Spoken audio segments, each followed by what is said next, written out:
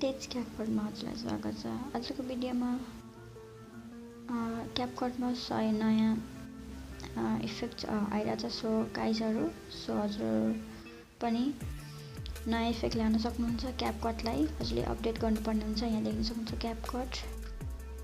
यहाँ अपडेट गर्नुपर्ने हुन्छ। प्ले स्टोरमा गएर अपडेट गर्नु होला। म ओपनमा सिधै गरिसकेँ। हजुरले अपडेट गर्नु होला। गरिसकेपछि यहाँ देख्न सक्नुहुन्छ यस्तो खालको इन्टरफेस आउँछ।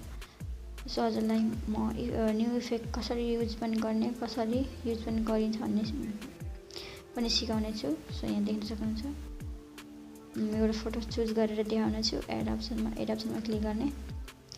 गरिसकेपछि यहाँ देख्न सक्नुहुन्छ एन्डिङलाई डिलिट गर्नेछु र इफेक्टमा जानेछु। सरी, ब्याक आउनेछु। हजुरलाई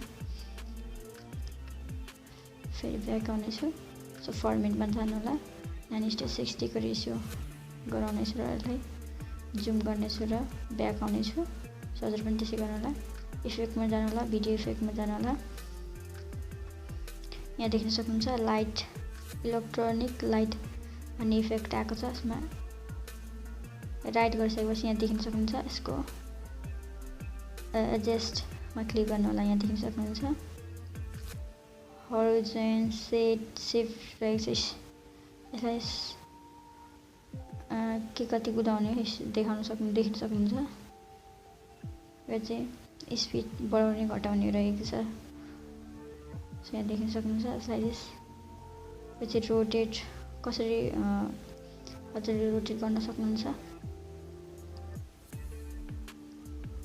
यो चाहिँ साइज रहेको छ, ठुलो सानो यसरी रोटेट गर्न सक्नुहुन्छ। एन्टिसेट पनि रहेको छ, धेरै थोरै गर्न पनि सक्नुहुन्छ यसरी। र कलर पनि चेन्ज गर्न सक्नुहुन्छ। यो देख्न सक्नुहुन्छ वालो, ब्लू यसरी गर्न सक्नुहुन्छ। सो राइट गर्नु होला। फेरि अर्को फोटो चुज गरेर देखाउनेछु।